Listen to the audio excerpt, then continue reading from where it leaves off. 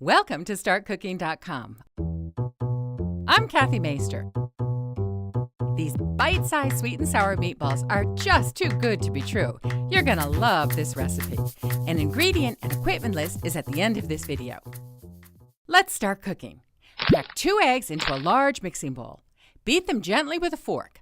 Set the bowl aside while we cut an onion. We need 1/2 cup of minced onions. That means to cut them into really tiny bits. Take 1 small onion and cut off the top part. Leave the root end intact. Now cut it in half and peel off the outer skin. Make 1/8 inch cuts perpendicular to the root. Then make 1/8 inch cuts parallel to the root. Perfect! Minced onions. Add the onions to the eggs that are in the mixing bowl, along with 1 pound of ground veal, 1 pound of ground pork, 2 teaspoons of salt, and 1 cup of dry, seasoned breadcrumbs. With clean hands, gently mix everything together. Shape the meatballs by scooping out about 1 rounded tablespoon of meat into the palm of your hands. Gently roll the meat until you get a nice round ball shape.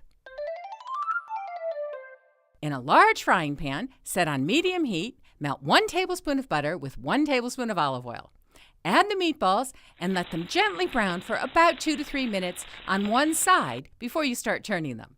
If your frying pan is not big enough to cook them all at once, which mine isn't, you'll have to do it in 2 stages. It'll take about 6 or 7 minutes for the meatballs to brown on all sides. With a large spoon, transfer the meatballs to a large flat baking dish. Before starting the second batch, wipe out the pan with a paper towel and then add 1 more tablespoon of oil and butter to the pan. Now for the sauce. In a medium-sized bowl, melt 2 tablespoons of butter in the microwave. That'll probably take about 20 seconds. Add 1 12-ounce jar of apricot jam and 1/2 cup of your favorite barbecue sauce. Whisk the sauce together and then pour it over the meatballs. Make sure all the meatballs are coated with the sauce.